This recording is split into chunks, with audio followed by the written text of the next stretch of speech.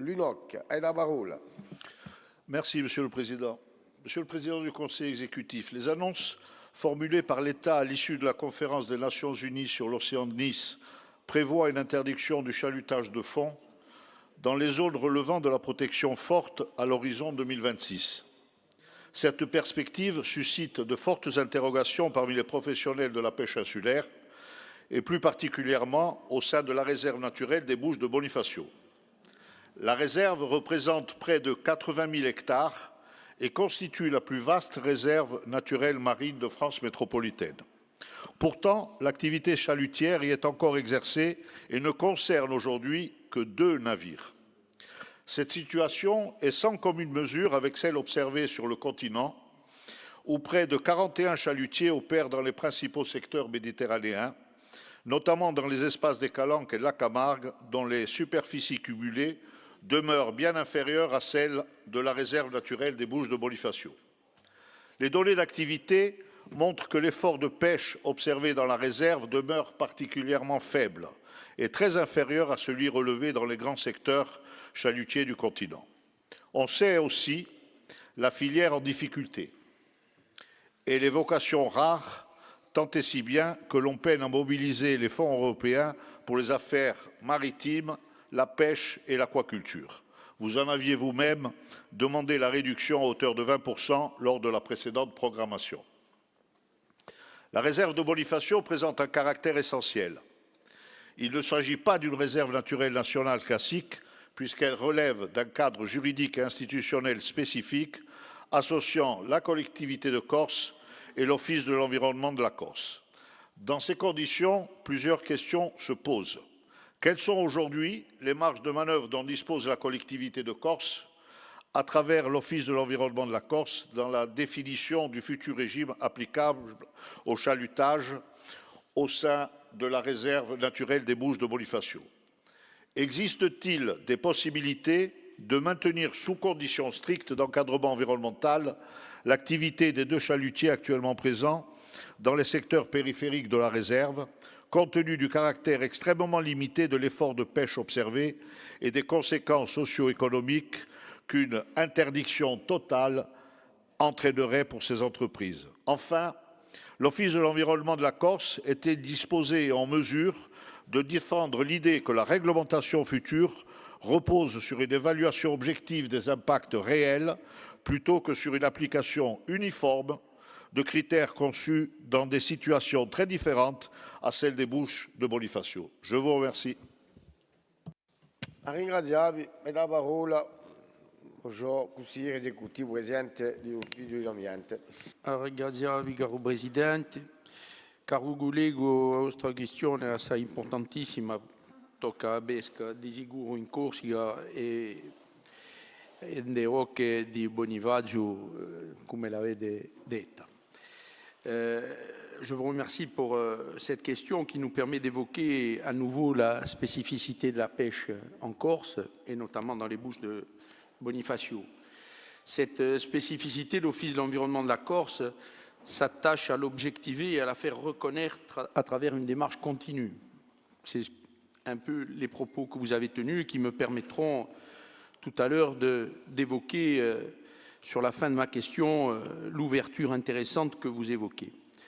Le plan de gestion 2023-2032 de la réserve naturelle des Bouches de Bonifacio, le rapport OEC-IFREMER réalisé en 2024 sur les pêcheries maritimes de Corse, y compris le chalutage et les chalutiers, et plus récemment le colloque CEPIMED 2026 organisé avec l'Université de Corse autour des enjeux de la pêche.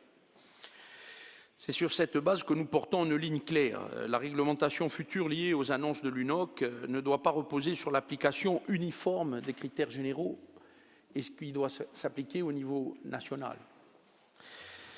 En effet, à l'échelle de la Corse, l'activité chalutière est très réduite. Vous l'avez évoqué, vous avez raison, c'est 2 chalutiers. On n'est pas sur les 41 évoqués sur le périmètre national. Donc, elle est d'ailleurs fortement contrainte par le plan de gestion Westmed, qui impose beaucoup de choses, d'ores et déjà, qui limite d'ailleurs les temps de pêche de ces chalutiers. Dans la RNBB, l'encadrement est particulièrement strict. Outre l'interdiction du chalutage dans la bande des 3000 autour de la Corse, le décret de création de la réserve naturelle interdit cette activité en deçà de la ligne bathymétrique des 50 mètres. Donc on est véritablement sur une zone de protection forte, d'ores et déjà respectée. En pratique, ce que vous évoquiez, seuls 2 navires aujourd'hui sont concernés sur une fraction très limitée de l'espace, avec des traits localisés en périphérie de la zone protégée sur des fonds sableux vaseux. Donc c'est véritablement à minima que les choses s'appliquent chez nous. Cette pression doit donc être appréciée à sa juste échelle. Son impact apparaît sans commune mesure avec d'autres pressions existantes. Pour répondre directement à vos questions, les marges de manœuvre de la collectivité de Corse et de l'OEC existent, mais elles s'inscrivent aujourd'hui dans un cadre de décision qui implique l'État et le droit européen. Vous l'avez précisé aussi. L'Office, en tant que gestionnaire d'aires maritimes protégées et acteur central de la collecte des données biologiques de Corse, dispose d'une capacité d'expertise, de concertation, de contrôle et de proposition. Notre institution s'emploie à documenter l'effort de pêche, à dialoguer avec les prud'hommes, les prud'homies et les professionnels et à apporter une position construite à partir de la réalité du terrain. Mais elle ne peut pas seule déterminer l'ensemble du régime applicable à la pêche maritime. Sur la possibilité de maintenir l'activité des 2 chalutiers, notre position doit être responsable. Il ne serait pas sérieux d'appliquer mécaniquement à la RNBB une réponse pensée pour des situations très différentes, véritablement très différentes.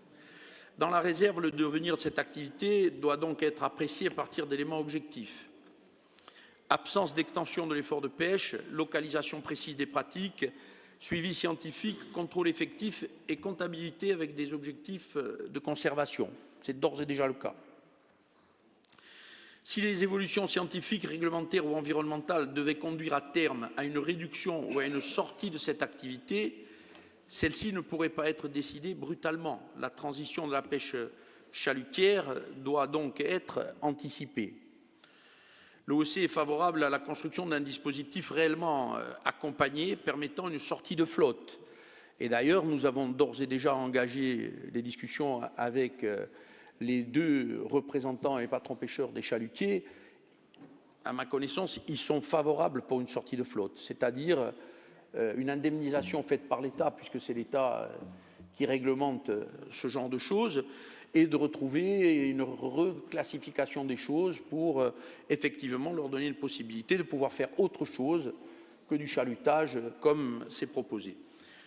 Donc nous sommes inscrits dans cette logique qui doit se faire dans un accompagnement permanent et qui doit nous permettre, si un plan de sortie de flotte relève toutefois de la responsabilité de l'État et que l'accompagnement est permis, je pense qu'on pourrait essayer de construire quelque chose ensemble.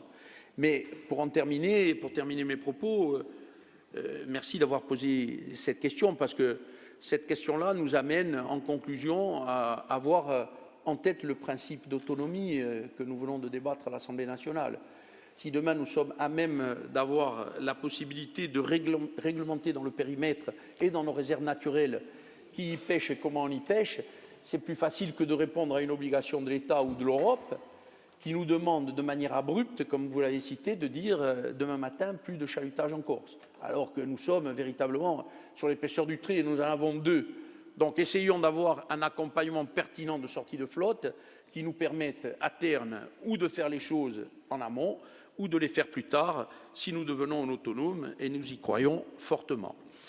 Donc voilà ce que je voulais vous dire. Notre ligne, elle est très claire. Protéger la biodiversité marine reste l'axe majeur, préserver la ressource halieutique aussi, accompagner la transition écologique bien sûr, mais refuser les décisions uniformes et déconnectées du terrain. Nous ne pourrons pas dire aujourd'hui à nos 2 seuls chalutiers, demain matin ça s'arrête. Ce n'est pas comme ça que nous concevons les choses. Nous devons les accompagner, trouver un bon moyen de recyclage. Ils y sont favorables, je me permets de le dire ici en toute tranquillité, ils y sont favorables, mais nous devons les accompagner pour transformer leur métier et essayer de faire au mieux pour qu'ils retrouvent rapidement une activité. Voilà, je vous remercie.